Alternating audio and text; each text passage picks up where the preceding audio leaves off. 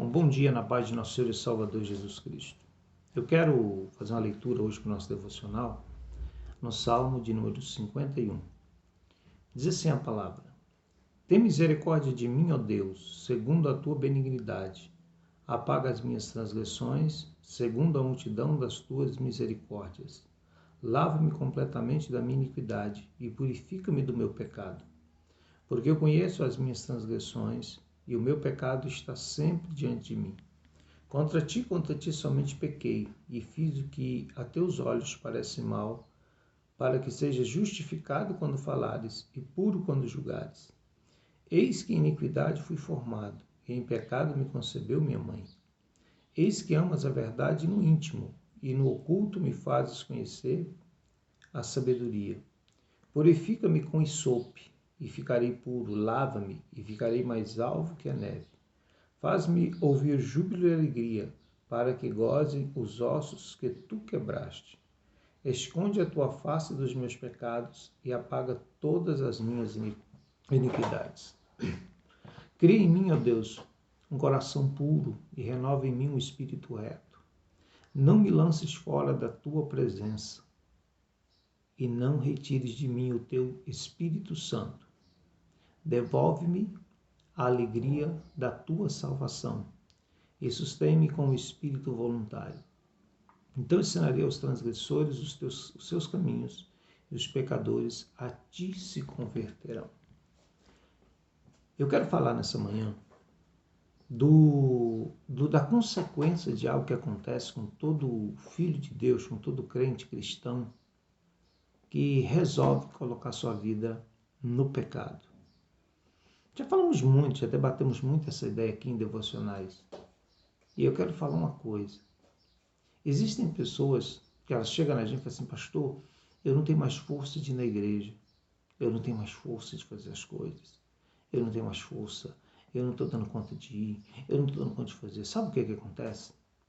Quando nós decidimos pelo pecado, quando nós decidimos pelo mundanismo, quando nós decidimos pelo natural, nós naturalmente vamos perdendo a alegria da salvação. Olha o que o salmista diz no versículo 12. Em uma tradução fala assim: torna a dar-me a alegria da salvação. Em outra tradução vai dizer: devolva-me a alegria da salvação. Existem muitas alegrias na vida. Existem muitas coisas que nos dão alegria.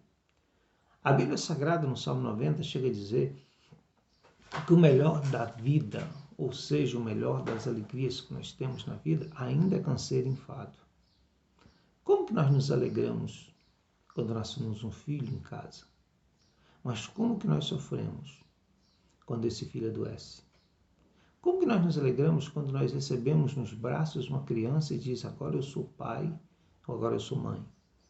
Mas como pesa quando nossos filhos entram na adolescência, se tornam desobedientes, negam a palavra de Deus. Por infelicidade de alguns, envolvem com drogas, com vícios, com tantas as coisas erradas. Aquilo que foi a maior alegria da vida se torna uma decepção, uma tristeza. Algumas pessoas interpretam esse texto dizendo que dos 70 aos 80 é canseiro e enfado, mas na verdade a Bíblia não quer dizer isso, não. Quer dizer o melhor disso tudo. O melhor da vida é canseiro e enfado. O que a Bíblia revela para nós aqui nesse salmo é que existe uma alegria diferente. Existe uma forma de nos alegrar diferente. Uma forma de nos alegrar mesmo quando as coisas estão ruins. Uma forma de nos alegrar mesmo quando tudo parece estar errado. Quando as circunstâncias dizem não, quando as circunstâncias nos apontam motivo de tristeza e decepção, ainda existe algo que pode superar tudo isso. A alegria da salvação. Essa história que nós lemos aqui, ela é a oração de Davi, quando ele pecou com Batseba. Acho que nós já falamos isso aqui em devocional. Quando ele adulterou, quando ele cometeu um adultério, o homem segundo o coração de Deus estava caído, porque cedeu à tentação do pecado. Porque em vez de ir para a guerra, que era a sua obrigação, em vez de estar ocupado com aquilo que era o seu dever e a sua obrigação, ele resolveu ficar ocioso no palácio. E tem muita gente que faz isso. Ao invés de ir para a casa de Deus, ao invés de ir buscar ou participar de alguma coisa, algum evento, alguma coisa que seja para crescimento espiritual, prefere ficar em casa. Fica em casa, nas redes sociais, na televisão. A internet hoje é tão acessível, né? Só que tem muita gente que está cometendo o mesmo erro de Davi, deixando a mente vazia. Existe um ditado popular que diz que mente vazia é oficina de Satanás. E é verdade. Mas Davi pecou. Ele adulterou, ele prostituiu, ele criou um esquema para encobertar seu pecado, mandando e criando uma forma do marido daquela mulher ser morto. Ele criou todo um estratagema para isso acontecer. Mas não teve jeito, ele pecou. Ele adulterou. E nada enganaria os olhos de Deus. Deus sabia o que tinha acontecido. Ele sabia o que tinha feito. E uma coisa que nós observamos é que Davi, ele perde a alegria da salvação. Ele diz, não retires de mim o Espírito Santo. O Espírito Santo ainda não havia saído, ele não estava abandonado por Deus, mas ele já não tinha mais a alegria da salvação. Porque você vê que quando ele fala da alegria da salvação, ele diz, devolva-me.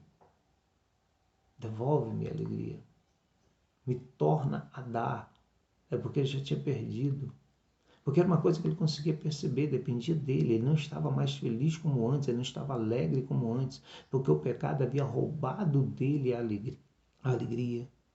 Mas sabe onde começa a restauração da alegria? Quando nós reconhecemos que erramos, quando nós vemos o lugar onde nós caímos, onde nós vemos o momento exato em que nós negligenciamos a palavra de Deus e a nossa comunhão com Ele. Ele fala assim, pois eu conheço as minhas transgressões e o meu pecado está sempre diante de mim. Sabe qual a diferença de muitas pessoas não conseguirem se reerguerem quando elas caem em pecado, quando elas entregam a vida ao pecado? Porque elas não conseguem reconhecer que pecou. Olha bem, elas até conhecem. Talvez as pessoas até conhecem que pecaram. Elas sabem pela palavra, elas sabem pelo que foi ensinado, pela doutrina que receberam, e elas pecaram. Mas elas não reconhecem. Elas não conseguem admitir que o seu pecado, que aquilo que foi praticado está atrapalhando a sua forma de vida. Quando o ser humano reconhece onde caiu, lá Apocalipse diz isso, lembra-te de onde caíste e arrepende-te. Olha bem, só vai lembrar de onde caiu, só vai arrepender quem realmente reconhecer que pecou.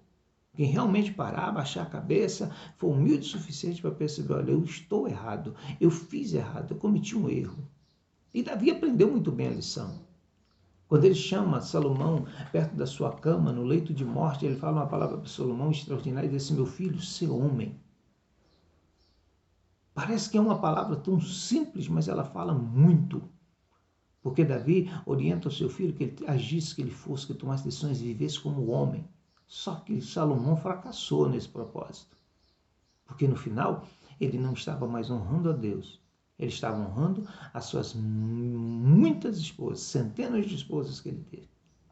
Eu quero te falar, se você está desanimado, se você está triste, você não está conseguindo forças para servir a Deus, para ir na igreja, se você não gosta mais de orar, se você não tem prazer, se você está triste de tudo e uma tristeza, de um vazio dentro de você, você percebe que não tem mais comunhão com Deus, você não sente mais a presença de Deus, você precisa fazer como Davi e falar para Deus, devolve-me a alegria da salvação. Só que eu vou te falar uma coisa, o pecado tem que ser confessado, o pecado tem que ser abandonado. Provérbios 28, verso 13 fala assim, aquele que confessa a sua transgressão e deixa alcança misericórdia, aquele que encobre o seu pecado nunca prospera. Lembra-te de onde caíste e arrepende-te. Diz que um certo pregador estava pregando e ele cantava, pregava, saltava, saltitante no púlpito e um rapaz novo, muito jovem, ainda estava ouvindo aquela pregação. Ao acabar a pregação, ele chegou no pregador e disse, pregador, certamente que o senhor não tem nenhum problema, né? Porque se só fica cantando, rindo e saltando, eu disse, meu filho, os meus problemas são muito maiores do que os seus. Talvez os seus problemas não cheguem nem perto dos meus problemas. Você sabe qual a nossa diferença? É que eu tenho a alegria da salvação. E tendo a alegria da salvação, não importa as circunstâncias e os problemas da vida, eu continuo feliz, porque a alegria da salvação me dá esperança de vida eterna. Você já parou para pensar nisso? Você tem a alegria da salvação? Se não tem, peça a Deus que lhe devolva.